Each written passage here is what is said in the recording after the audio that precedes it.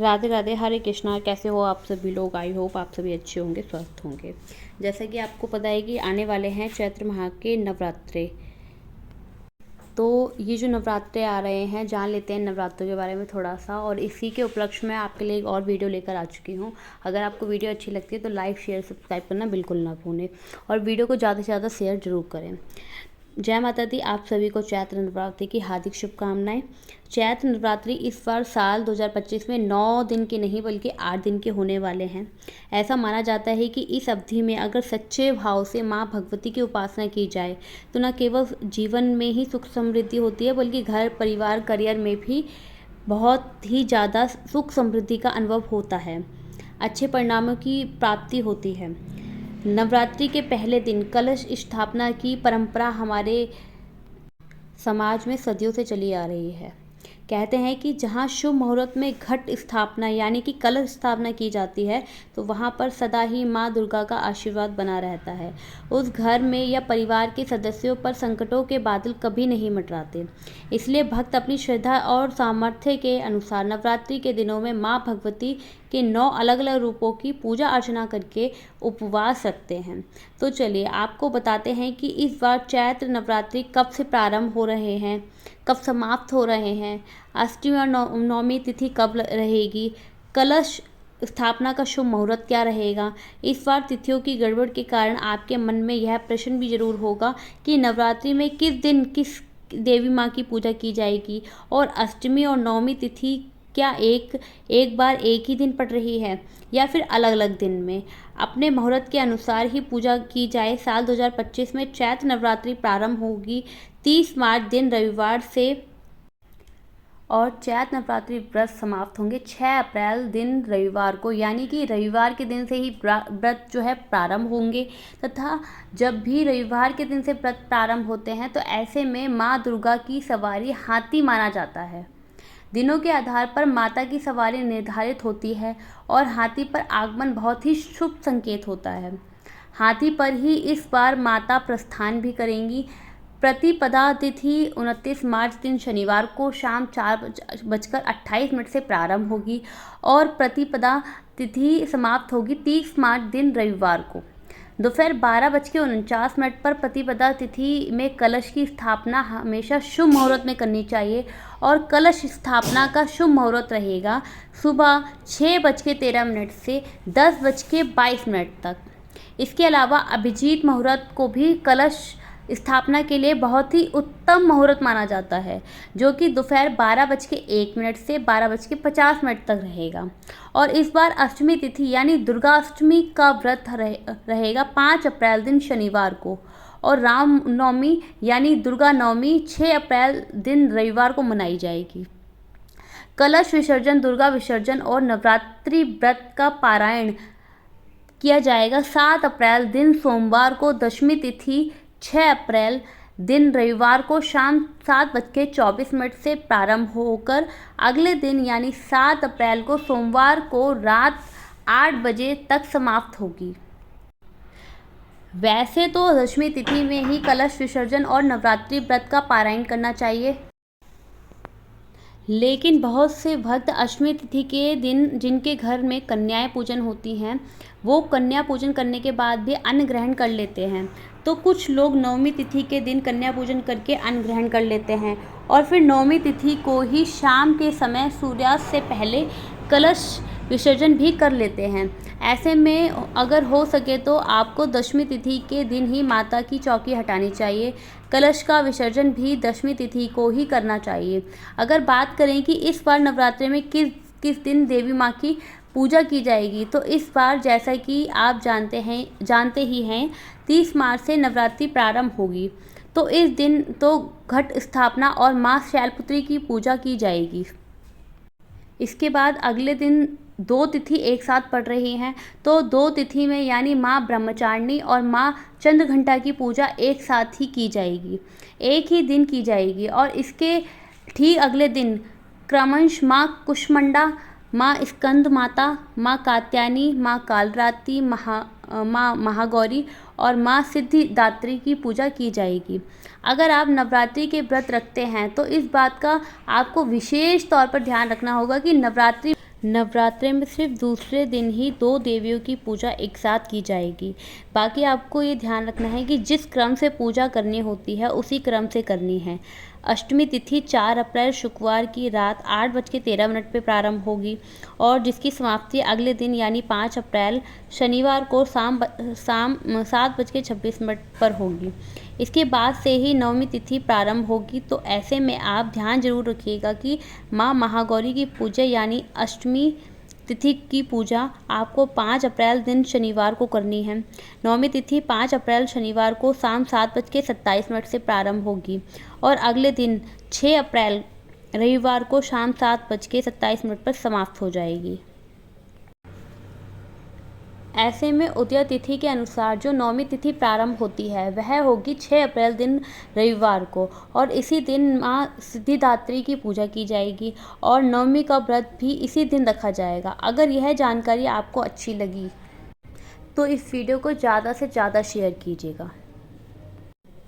धार्मिक मान्यता अनुसार चैत्र नवरात्रि ऐसा समय होता है जिस दौरान माँ दुर्गा पूरे 9 दिनों तक धरती पर वास करती है। इसलिए इस दौरान घर घर माता रानी की पूजा अर्चना वंदना की जाती है। नवरात्रि का त्यौहार पूरे 9 दिनों तक बड़े ही धूमधाम से मनाया जाता है और इसी के साथ घट स्थापना के साथ पूजा की शुरुआत की जाती है।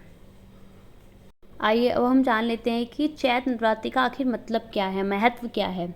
शास्त्रों में चैत्र नवरात्र का विशेष महत्व बताया गया है। यह त्यौहार वसंत ऋतु में आता है और माँ दुर्गा के 9 स्वरूपों को समर्पित होता है। नवरात्रा का अर्थ है 9 रातें जिसमें माँ दुर्गा के 9 अलग अलग स्वरूपों की आराधना होती है।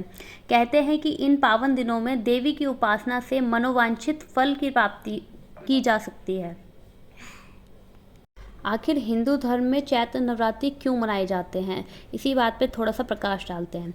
यह पर्व हर साल के चैत्र माह के शुक्ल पक्ष की प्रतिपदा तिथि से शुरू होता है और नववर्ष की शुरुआत का प्रतीक भी माना जाता है। नवरात्रि के दौरान भक्त पूरे मन और श्रद्धा भाव के साथ माँ दुर्गा की पूजा करते हैं ताकि उनके जीवन में सुख शांति समृद्धि का वास हो सके।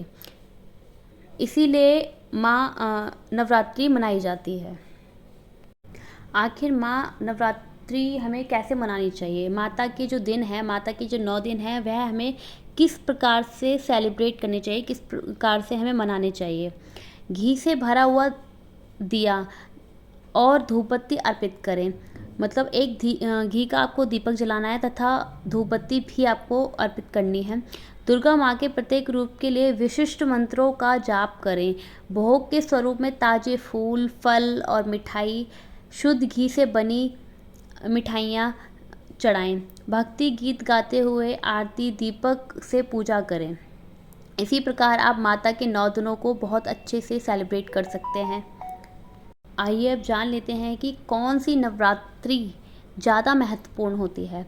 चैत्र नवरात्रि और शारदीय नवरात्रि को सबसे ज़्यादा महत्वपूर्ण पवित्र माना जाता है। वहीं गुप्त नवरात्रि को भी गोपनीय साधनाओं के लिए ज़्यादा अहम माना जाता है।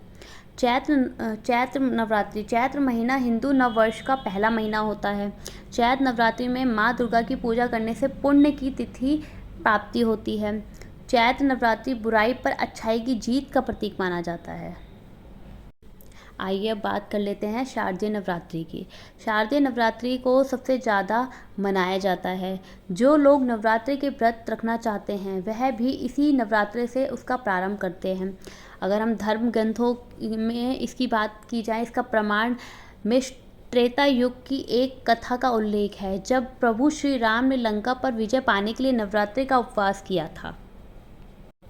आइए अब जान लेते हैं कि गुप्त नवरात्रि क्या है। गुप्त नवरात्रि को गोपनीय साधनाओं के लिए ज़्यादा अहम माना जाता है। इसमें शक्ति प्राप्त की जाती है और बाधाओं को नाश करने का वरदान मांगा जाता है। गुप्त नवरात्रि में माँ दुर्गा की पूजा और साधना की जाती है जो कि चैत्र और शारदीय नवरात्रों से काफ़ी कठिन मानी जाती है। नवरात्रि में आप घर पर रहकर ही चौकी की स्थापना कैसे करें, तो चलिए इस बात पे थोड़ा सा ध्यान देते हैं। आपको एक चौकी लेनी है, चौकी पर रोली फैलानी है और उसके चारों ओर मोली से बांधना है उसको। फिर चौकी पर देवी दुर्गा की मूर्ति को स्थापित करना है। नवरात्रि पूजा के दौरान प्रार्थना करना है और दुर्गा माँ का आह्वान करना है। दुर्गा माँ को याद करना बेहद ही शुभ माना जाता है और ऐसा माना जाता है कि दुर्गा माँ आपके घर आती हैं, आपके परिवार को आशीर्वाद देती हैं तथा आपके घर में सुख समृद्धि का आशीर्वाद देती हैं। चलिए अब इसी के साथ जान लेते हैं कि चैत्र नवरात्रि में कौन सा पाठ करना चाहिए। चैत्र नवरात्रि में दुर्गा सप्तशती का पाठ अगर आप करते हैं तो ये बेहद ही शुभकारी लाभकारी होता है। दुर्गा सप्तशती के पाठ से पहले आप बाद में नर्मणा मंत्र का पाठ करना बहुत ज़रूरी होता है। दुर्गा सप्तशती पाठ करने का सही तरीका क्या है? देखिए, नवरात्रि के पहले दिन से ही दुर्गा सप्तशती का पाठ शुरू करें। एक दिन या फिर 9 दिनों में पूरे 13 अध्याय का पाठ पूरा करें। पाठ करने से पहले स्नान करके साफ स्वच्छ वस्त्र पहनें। पाठ करते समय मन और तन साफ होना चाहिए। प्रातःकाल में पाठ करना सबसे अच्छा और शुभ माना गया है। आइए अब जान लेते हैं कि दुर्गा सप्तशती का पाठ के कुछ क्या नियम हैं। पाठ से पहले और बाद में निर्मणा मंत्र ओम एक ह्रीं क्लीं चामुंडाय विच्छय का पाठ करना बेहद ज़रूरी है। इस मंत्र में ओंकार, सरस्वती, माँ लक्ष्मी और माँ काली के बीज मंत्र निहित हैं। दुर्गा सप्तशती पाठ के दौरान तन और मन साफ होना चाहिए। दुर्गा सप्तशती पाठ करने से पहले स्नान करके साफ सुथरे वस्त्र जरूर पहनें। आखिर दुर्गा सप्तशती पाठ के करने से क्या फल मिलता है तथा यह हमारे लिए किस प्रकार उपकारी है? यह मानसिक और शारीरिक सुख प्राप्त करता है। अगर आप दुर्गा सप्तशती का पाठ करते हैं तो इससे आपको मानसिक और शारीरिक सुख दोनों ही प्राप्त होता है। कोर्ट कचहरी आदि से जुड़े मामलों के लिए द्वितीय अध्याय का पाठ किया जाता है। अगर आपके घर में या आपसे जुड़े लोगों में किसी भी प्रकार की जैसे कोर्ट कचहरी का कोई भी मामला चल रहा है तो आप दुर्गा सप्तशती के द्वितीय अध्याय का पाठ ज़रूर करें।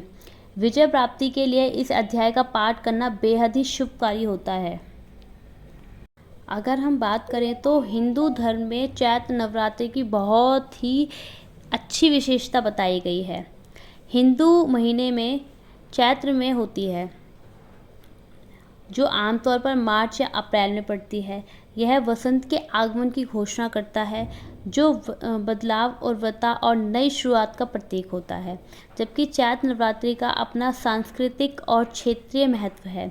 यह नवरात्रि भगवान राम के जन्मदिन रामनवमी के साथ समाप्त होती है जिससे उत्सव में भक्ति की परत जुड़ जाती है। वीडियो को बिल्कुल भी स्किप ना करें, पूरा देखिए। सबसे इम्पॉर्टेंट और महत्वपूर्ण बात, नवरात्रे में पहला नवरात्रा जो है वह है माँ शैलपुत्री का। तो आइए हम जान लेते हैं कि माँ शैलपुत्री का फेवरेट कलर कौन सा है। इनको इस दिन कौन से कलर के वस्त्र धारण कराए जाने चाहिए तथा इसका क्या प्रतीक माना जाता है। देखिए, चैत्र नवरात्रि का पहला दिन जो है वो माँ दुर्गा के पहले स्वरूप माँ शैलपुत्री को माना जाता है जो हिमालय राज की पुत्री मानी जाती हैं। इनका जो प्रिय कलर है, इनका जो प्रिय रंग है वह पीला माना जाता है जो कि सकारात्मक ऊर्जा को दर्शाता है। पीले रंग के अलावा माँ को प्रिय सफ़ेद रंग भी बेहद प्रिय है। तो आप कोशिश कीजिएगा कि अपनी माता रानी को प्रथम नवरात्रे पर पीला या फिर सफ़ेद रंग का ही वस्त्र धारण कराएं क्योंकि ये इनके प्रिय कलर हैं। आई होप, मैं आशा करती हूँ कि आपको मेरी वीडियो के थ्रू सारी जानकारी प्राप्त हो गई होगी और मेरी वीडियो को बिल्कुल भी स्किप ना करें, एंड तक ज़रूर देखें। अगर आपको वीडियो अच्छी लगती है तो इसको लाइक शेयर सब्सक्राइब करना बिल्कुल भी ना भूलें। इसी के साथ जय माता दी, राधे राधे, राधे राधे, श्री हरिवंश।